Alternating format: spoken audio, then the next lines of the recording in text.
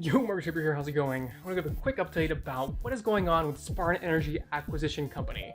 It's just surged up almost 42% today, and then after hours it went up another 13%. That's just pretty insane. Well, let's just jump into this.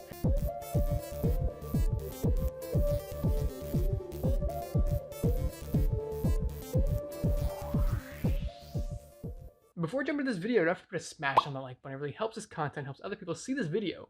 And if you haven't already, consider hitting that subscribe button. It's free to do. I'd be really appreciative. Okay, so what's happening with Spartan Energy acquisition? It's just going crazy. So they are in talks with acquiring a EV startup, and it's for a $2 billion deal, and they are number one in the bidding war that's going on with other SPAC stocks as well. So that's kind of an interesting thing right off the bat. It's not a for sure thing that they're going to get this deal, but they're the number one contender. So that's why the stock is surging. Another consideration with this stock, just to know, is that they also have a deadline coming up of August 14th. And if that deadline doesn't get reached, then the company dissolves. And I guess the money goes back to shareholders eventually. But that's an interesting thing. But know that a filing has come out that they are trying to extend that deadline to February of 2021. Okay, so hopefully that comes out. I'm not sure if that's a simple paperwork kind of thing and then that just happens, or if that's tough to get that extension. Okay, well, moving forward, do we think that this stock is a good stock to buy right here? So what is the stock that they're trying to buy anyway? So they're trying to buy Fisker Inc. Fisker Inc. Okay, so Henrik Fisker is the CEO or founder of this company. Let's see, what has he done before? He has started Fisker Automotive before. And that company, it's also an EV company, filed for bankruptcy in 2012. Parts of that company was bought up by a Chinese entity, and that was repurposed into a company called Karma Automotive. Okay, so far, going back in his history, not the greatest. It's good to look at someone's resume before you invest in a company, like the company's resume, the CEO's resume, etc. And just like an employer would do for an employee. So going back even further, he worked for BMW, designed a few vehicles there. Pretty cool. So he seems like a good architect, design kind of guy. Now, more about this company. So we have some questions about the SPAC stock, that is, Special Purpose Acquisition Company. Some questions there about when it's going to dissolve, and also that it's not even a done deal yet. They're a contender in a bidding war. If they don't get it, the stock's going to crash massively. So that's a big risk off the bat. So Fisker Inc., what do they make? They make EV vehicle, Fisker Ocean, coming out in 2022. Okay, that's pretty cool. Is there any differentiating factors here? That's a question, because they don't have to necessarily beat Tesla, but they have to have a differentiating factor so that they can get a slice of that yummy pie. Similar to like an example here is like Hyliion, for example. Hyliion is able to take a piece of that pie, in my opinion, because they have not only this hybrid powertrain that's going to be out there, that's out there already basically, and no one else has something like that, so that's a differentiating factor. And the other differentiating thing that they have is the Hypertruck ERX. Basically, it's over a 7-year period of time, it's the most cost-effective truck against Tesla, and then also the Phantom Nikola. Okay, so they have differentiating factor. Now, what is Fisker Inc.'s differentiating factor here? Okay, well, let's find out. Let me think.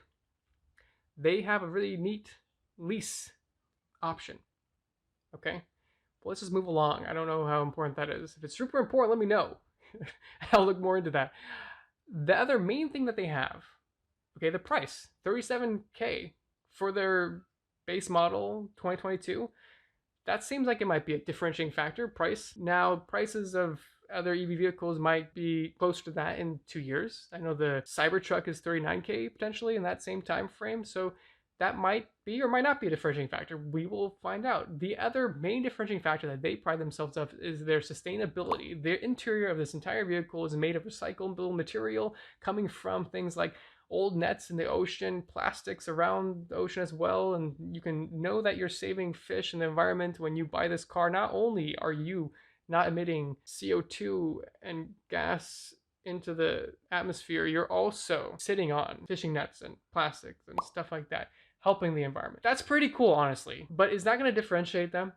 I don't know. It is definitely a differentiating factor. Okay, hands down. Obviously, it's a differentiating factor. Now, will that be enough for people to buy the car, though? I don't know about that. I don't think it's enough of a differentiating factor, personally. because people are already getting that green feel for buying EV in the first place. And are they going to buy one just because of that over the style that they like or the brand that they like? I don't really know.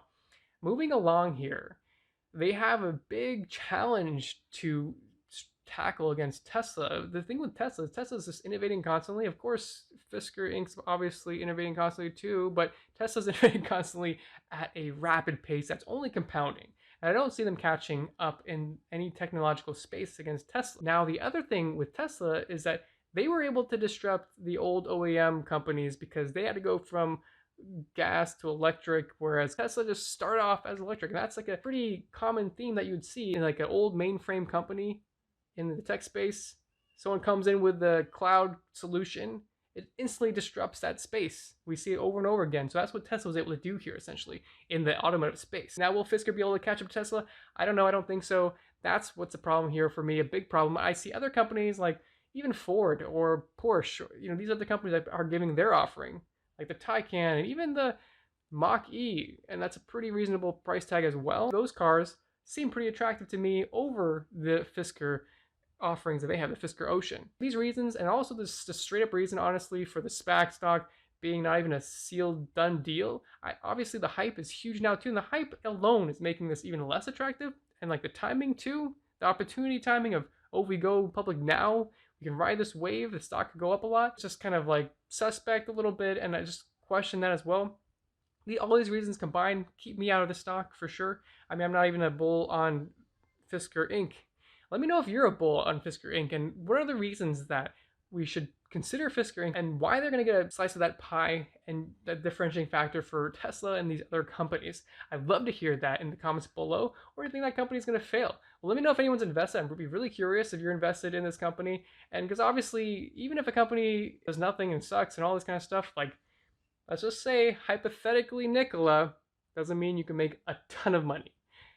It's even like almost worse than Nikola at this current stage because the deal's not even done yet. Once the deal gets done, I think that this stock could make money possibly, but that's, again, pure speculation based on how other investors are going to put their money. It's definitely not going to get my money, at least right now. Until you guys convince me in the comments below, well, thanks for watching, and I'll see you guys in the next one.